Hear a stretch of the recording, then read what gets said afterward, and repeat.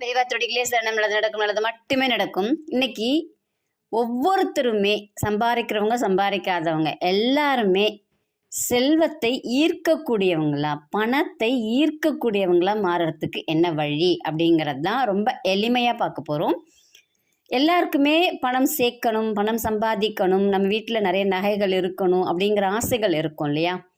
இதுக்காக என்ன பண்ணுவோம், ஒரு சிலர்லாம் என்ன பண்ணுவேன்னா வியாழக்கிழமையில் குபேர பூஜை செய்வாங்க, வெள்ளிக்கிழமையில் மகாலட்சுமி பூஜை செய்வாங்க, இல்லை அம்பாளுக்கு பூஜை பண்ணுவாங்க. ஒரு சிலர் வீட்டில் செய்வாங்க, ஒரு சிலர் கோயிலில் செய்வாங்க, குத்துவிளக்கு பூஜை செய்வாங்க. இது எல்லாமே நமக்கு செய்கிறவங்களுக்கு வீட்டுக்கு அப்படிங்கிற மாதிரி பலன் இருக்கும் இல்லையா? இது எல்லாராலையும் செய்ய முடியுமா அப்படின்னு கேட்டால் நேரம் ஒதுக்கி செய்ய முடியாது.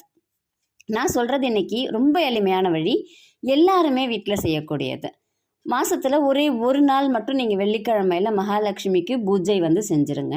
நான் சொல்கிறபடி செய்யுங்க.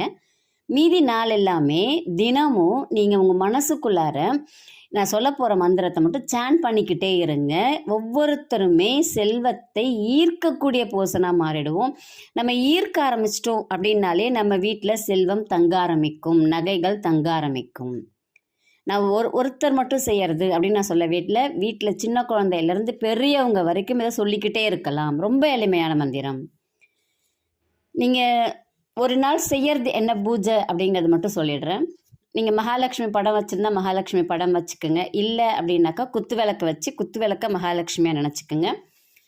உங்கள் வீட்டில் மல்லிகைப்பூ கிடச்சிதுன்னா மல்லிகைப்பூ எடுத்துக்கோங்க. இல்லை பன்னீர் ரோஸ் கிடச்சிதுன்னா அந்த இதழை கூட எடுத்துக்கோங்க.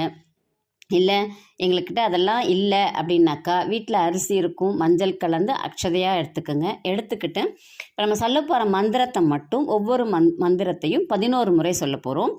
முதல்ல எடுத்த உடனே உங்களுடைய பிரார்த்தனை எங்கள் வீட்டில் செல்வம் சேரணும், அதை மட்டும் வச்சுக்கோங்க. நீங்கள் வேறு எதுவும் வேணாம், எங்கள் வீட்டில் செல்வம் சேர்ந்துக்கிட்டே இருக்கணும் அப்படின்னு மட்டும் வச்சுக்கோங்க. கடன் அடையணும் இதெல்லாம் யோசிக்கவே கூடாது, சரிங்களா? 11 முறை தனலக்ஷ்மியை நமக அப்படின்னு சொல்லிட்டு அந்த அக்ஷதையை போடுங்க. பூ வச்சுருந்தீங்கன்னா பூவை போடுங்க. இல்லை காசு வச்சுருக்கீங்க, 1 ரூபா காசு இல்லை 5 ரூபா காசுலாம் வச்சுருக்கீங்க, ஒரு 55 காசு வச்சுருக்கீங்கன்னா இந்த பூஜை அழகாக செய்யலாம். நீங்கள் அந்த காசை தண்ணியில் கொஞ்சம் அலசிட்டு மஞ்சள் குங்குமம் வச்சுட்டு நீங்கள் அந்த காசால் கூட நீங்கள் 11 முறை தனலக்ஷ்மி நமக தனலக்ஷ்மி நமக அப்படின்னு செய்யுங்க. அடுத்தது பார்த்தீங்க அப்படின்னா தானியலக்ஷ்மி நமக தானியலக்ஷ்மி நமக அப்படின்னு 11 முறை சொல்லிட்டு செய்யுங்க.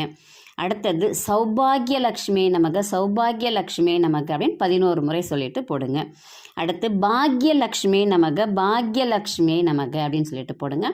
கடைசியாக வரலக்ஷ்மி நமக, நம்ம வீட்டில் லக்ஷ்மி வரணும் அப்படிங்கிறதுக்காக வரலக்ஷ்மி நமக அப்படின்னு ரொம்ப எளிமையாக நீங்கள் 108 ஸ்லோகன்லாம் சொல்லணும் அப்படிங்கிறது இல்லை.